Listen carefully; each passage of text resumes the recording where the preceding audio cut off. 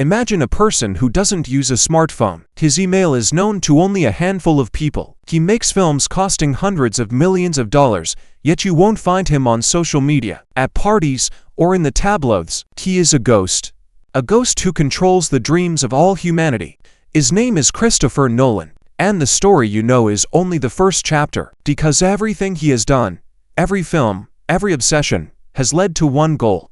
Not to Oscars, not to box office earnings, to something much greater. London, the 1970s. An ordinary boy with an extraordinary passion. He doesn't just watch movies, he takes them apart. At age 7, Christopher Nolan takes his father's camera and begins framing shots like an engineer drafting a blueprint. His idol is Stanley Kubrick, but not for the scale, for the control. Absolute control over every pixel, every second. At university, he steals film stock. Yes, he and his friends from the film club literally smuggle it out to be able to shoot. His first works aren't about love or drama. They are about time, memory, the structure of reality. It's as if he's training, as if he knows for what grand puzzle he will need these skills. And then, the breakthrough. Memento, 2000. A film that runs backwards. The viewer, like the main character, loses their memory every few minutes. This isn't just a trick. It's a statement. I won't tell you stories. I will make your brain work my way. I will control it. Hollywood is in shock. Who is this guy who considers the viewer's brain a field for his experiments? He is called to the big leagues. That man begins. Everyone expects a comic book movie. He films a tragedy about fear, chaos, and chaos. He takes a superhero and turns him into a philosophical concept. The success is deafening. And then Nolan begins to build. Each of his films is a new level of illusion. Inception is literally a manifesto. What is cinema, if not a dream imposed on another's consciousness? And what is a director, if not an experienced extractor or architect of dreams? He tells us directly, I am Cobb, and you are my target. I plant an idea in your consciousness, and it grows there as if it were your own. The idea of grandeur, complexity, vertigo. He rejects computer graphics, the rotating corridor, the falling train car, the flying plane. It's all real. Why? So that your body believes, even when your mind knows it's a movie. He wants to deceive not your eyes, but your instincts. Interstellar is an attack on emotions through physics. Black holes, gravity, time as the enemy. He consults with Nobel laureate Kip Thorne. This isn't for realism.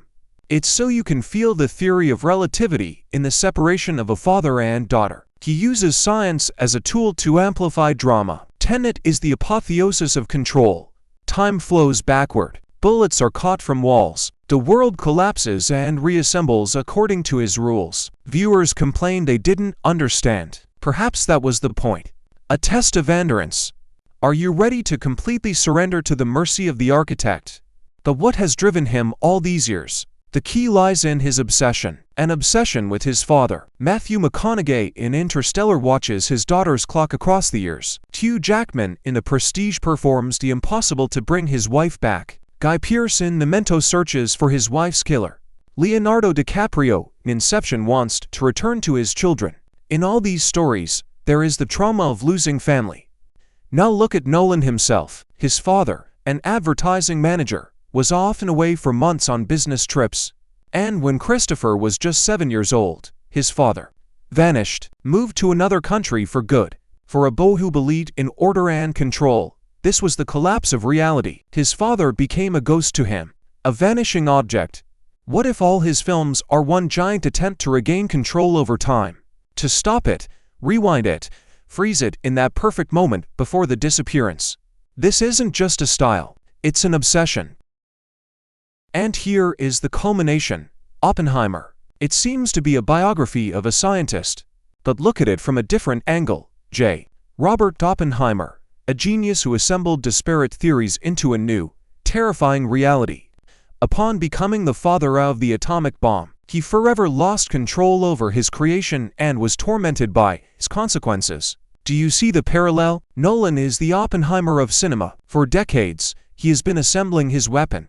Nonlinear time, IMAX, deafening sound, practical effects. He created absolute cinema, a system for the complete subjugation of the viewer's attention and emotions. In the scene where Oppenheimer delivers his triumphant speech while his feet sink into atomic ash, Nolan seems to be confessing he has reached the peak. He has built the most powerful illusion, and he poses the ultimate question: what comes next? An explosion, after which only silence remains? So who is he? Not just a great director, he is a master of illusions who fears that his greatest illusion is his control over time and meaning, a bow left by his father in the flow of time, who became a tyrannical father to time in cinema in order to stop it. He has locked us in the perfectly constructed labyrinth of his dreams. And we don't want to leave, because he has already implanted this idea in us. And it continues to grow. Even now.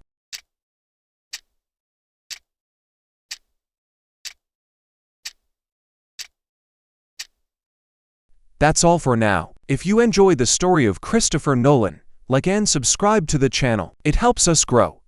Until the next video.